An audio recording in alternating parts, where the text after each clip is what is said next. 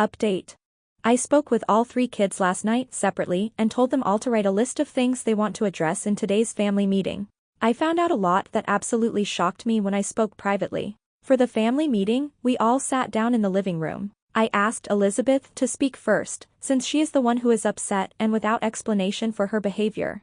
She reiterated the previous statements and added some things on her list.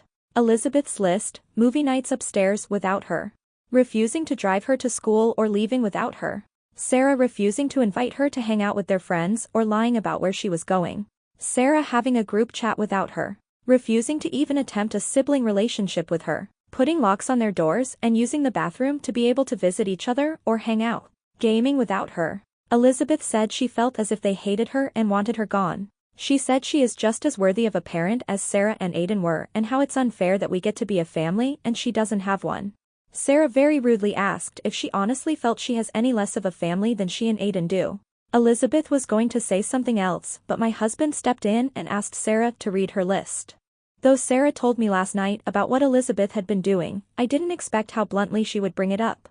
Sarah's list: breaking into their bedrooms and stealing their stuff or food, insisting on sharing or matching clothes, insisting on a sibling relationship when already declined by both, following her around school and forcing herself into Sarah's friend group despite being told multiple times to leave them alone and then threatening to go to teachers or me and hubby if they didn't, stealing and then ruining Sarah's makeup, telling my kids they should be happy their father died because now they have her dad and a sister, making inappropriate comments towards anime characters out loud while watching together, insisting Aiden has a crush on her, getting handsy with Aiden and then getting defensive when Sarah intervenes or calls her out for doing so.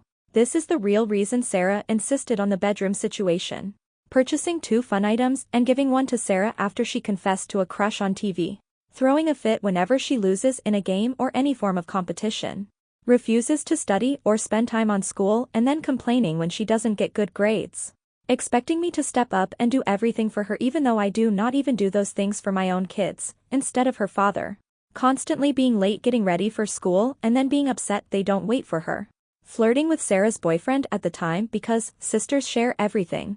Refusing to get a job or do anything worthwhile while being jealous of both kids' accomplishments. When she was done, I asked Aiden if Elizabeth was really trying to touch him. He didn't answer at first, but after a moment said yes.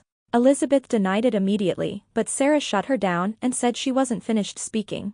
Sarah told Elizabeth that she was a disgusting human being who thinks she can get away with anything she wants, but she can't. None of their are friends like her and wouldn't be around her if Elizabeth didn't make them. That she was spoiled and entitled. That if she ever tried to do anything with her brother, Sarah and everyone else would make her life a living hell. I stopped Sarah there, as I don't tolerate threats of violence. Elizabeth said it's not fair, that she and Sarah have similar interests, and that she's only treated worse because she's ugly and Sarah isn't. When you do it, it's cool. When I do it, it's trashy and weird. Sarah argued back, saying it doesn't have anything to do with her looks, she's just a bad person. Elizabeth brought up how Sarah is the bad one, purposefully excluding her, spending time with me separately, refusing to acknowledge her in the house she lives in, refusing to accept her and her father as family, that they both lost a parent.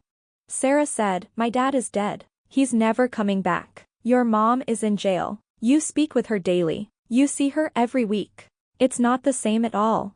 Elizabeth shot back, "It is the same. I share my dad. You're just bitching that you have to share your mom now." Sarah retorted, "At least my dad didn't choose to leave me. Your mom had a choice, and I can see why she chose it." Elizabeth slapped Sarah. Aiden punched Elizabeth. Husband shoved Aiden into a mirror hung on the wall. I started screaming at my husband to keep his hands off my children while telling my kids to go pack a bag. Kids ran off, Elizabeth followed them, husband and I were screaming at each other. I could hear Elizabeth pounding on their doors and crying. After a lot of yelling, my husband slapped me, then Sarah started screaming at Elizabeth. Apparently Aiden was putting the bags in the car, and the girls disappeared. I found them in my bedroom fighting because Sarah was packing a bag for me. I told Sarah to go wait in the car while I packed. She hesitantly obeyed. I packed my bag while husband and Elizabeth were screaming at me, then left. Sarah was on the curb in the driver's seat, so I let her drive away and then told her to switch with me. My son had to be taken to the hospital as the mirror had cut him. Aiden needed 17 stitches and has a concussion. I am pressing charges against my husband and filing for separation and divorce immediately. I'm currently writing this from our hotel room. I spoke to Sarah and asked why she didn't bring any of this up previously. She told me that Elizabeth only started acting like that after husband had already proposed, and both she and Aiden wanted me to be happy because they'd seen how depressed I was after my late husband died. This obviously broke my heart. I told my kids that they are my happiness. Sarah argued and said that since I'd made so many sacrifices, it's only fair that they did too. I promised her that she never needs to sacrifice anything for me, as I am their mother. Sarah started crying, apologizing, and just saying how she never meant for me to lose another husband and that she never would have let Aiden get hurt. I kept reassuring her the whole ride to our hotel. My kids are asleep now. I'm scared. Neither husband nor Elizabeth has contacted me. I'm not sure if I want them to. That's it for now. Thanks all for the comments.